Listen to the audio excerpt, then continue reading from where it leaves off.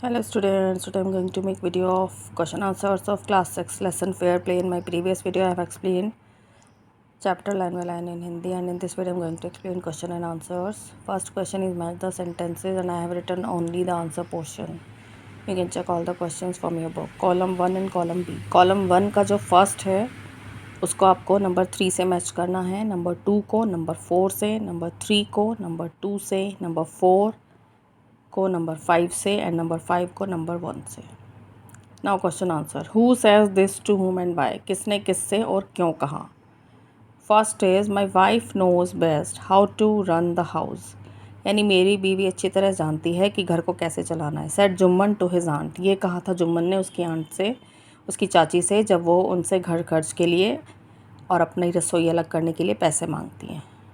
Second, but is it right, my son, to keep mum and not say what you consider just and fair? लेकिन क्या ये ठीक है बेटे कि आप चुप रहो और जो सही है उसे मत कहो. ये कहा था चाची ने अलगू से, जब वो उसके पास हेल्प मांगने के लिए जाती हैं अलगू के पास, और वो कहता है कि जुम्मन मेरा दोस्त है, तो उस वक्त वो उसको ये कहती हैं कि जो सच हो उसका ही साथ देना चाहिए. What have you to say in your defense? तुम्हें अपने बचाव में क्या कहना है. ये किसने कहा. अलगू आस्क्ड जुम्मन. ये अलगू ने जुम्मन से पूछा था. जब जुम्मन अलगू को पंच नियुक्त किया जाता है जुम्मन और उसकी चाची के विवाद में, तो जो अलगू है वो जुम्मन से पूछता है. Now next question.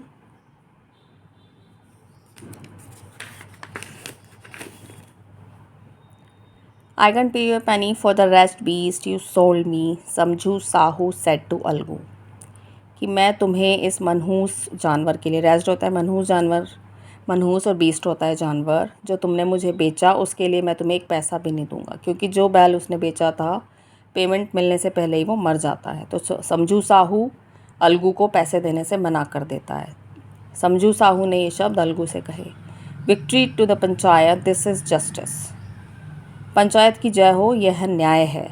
ये किसने कहा. Algu said to the panchayat. Algu ने पंचायत से कहा जब जो पंचायत है उसके हक़ में फ़ैसला सुनाती है.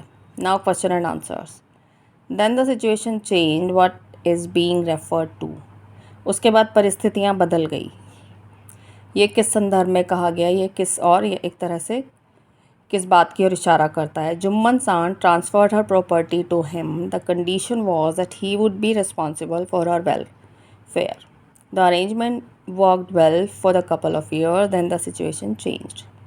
यानी जुम्मन की जो चाची है उन्होंने अपनी जो प्रॉपर्टी थी उसको सारी संपत्ति ट्रांसफ़र कर दी, यानी हस्तांतरित कर दी, और ये शर्त थी कि बदले में वो उनका ख्याल रखेगा. कुछ समय तक ये समझौता कुछ सालों तक ठीक चला, लेकिन बाद में परिस्थितियाँ बदल गई. When Jumman's aunt realized that she was not welcome in his house, what arrangement did she suggest? जब जुम्मन की चाची को ये महसूस हो गया कि वो इस घर में अब उनका किसी तरह से, यानी उनकी कोई ज़रूरत नहीं है या उनको ठीक से नहीं रखा जा रहा है, तो उन्होंने क्या समझौता करने का सुझाव दिया. अरेंजमेंट यानी समझौता, सजेस्ट यानी सुझाव. She asked for a monthly allowance from Jumman to set up her own kitchen. उन्होंने जुम्मन से मासिक भत्ते की गुजारिश की. अलाउंस यानी भत्ता, कि हर महीने उन्हें खर्च के लिए पैसे दिए जाएं जिससे वो अपनी अलग रसोई बना सके.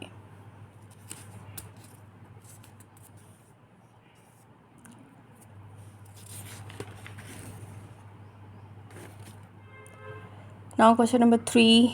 What was the villagers' reaction when the aunt explained her case to them?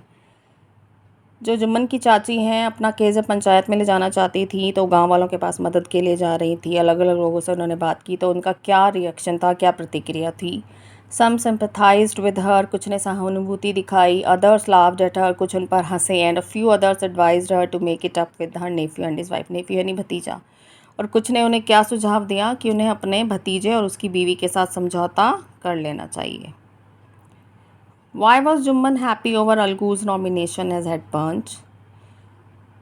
जब पंचायत ने जुम्मन और उसकी चाची के केस में अलगू को मुख्य सरपंच नियुक्त किया, तो जो जुम्मन था वो खुश क्यों था. He was happy because he believe that his friend would never go against him.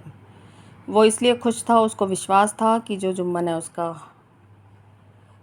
दोस्त है अलगू और वो उसके कभी भी विरुद्ध नहीं जाएगा, यानी वो उसके हक़ में फ़ैसला देगा। God lives in the heart of the panch, the aunt said what did she mean, यानी जो पंच होते हैं उनके दिल में भगवान का निवास होता है, ये उसकी चाची ने कहा, जुम्मन की चाची ने। इसका क्या मतलब था? She mean that Algu would not kill his conscience for the sake of friendship, यानी जो अलगू है जब उसे हेड पंच नियुक्त किया गया, मुख्य सरपंच नियुक्त किया गया, तो वो जो उसके दिल की आवाज़ है वो उसको सुनेगा, यानी जो सही है उसका साथ देगा, ना कि अपनी दोस्त का।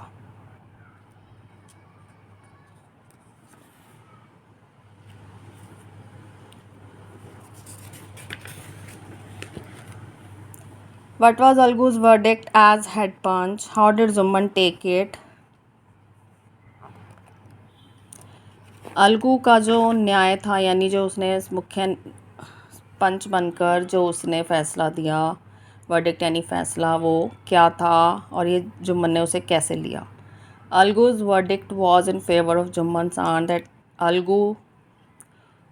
that Jumman must pay his aunt monthly allowance or else the property goes back to her. Algu ने फ़ैसला दिया कि जुम्मन को उसकी जो चाची हैं उन्हें मंथली भत्ता देना चाहिए, और नहीं तो जो सारी प्रॉपर्टी है वो वापस उनके पास चली जाएगी। The bond of friendship between them was broken, उन दोनों का जो दोस्ती का रिश्ता था वो टूट गया। Jumman became Algu's enemy and wanted his revenge, Jumman जो है वो अलगू का दुश्मन बन गया और वो अपना बदला लेना चाहता था। Algu found himself in a tight spot, what was his problem, Algu ने खुद को एक मुश्किल परिस्थिति में पाया, उसकी क्या परेशानी थी? Algu sold his one bullock to Samju Sahu and the bullock died within a month before Samju made payment for the bullock. When Algu asked for the payment, he refused to make any payment. This was Algu's tight spot. Algu ने अपना एक बैल बेचा समझू साहू को, और जो बैल था वो 1 महीने से पहले ही मर गया, इससे पहले कि उसे उस बैल की कीमत मिल पाती, यानी समझू के पैसे देने से पहले वो बैल मर गया था। और जब अलगू ने पैसे मांगे तो उसने पैसे देने से मना किया, ये अलगू की परेशानी थी।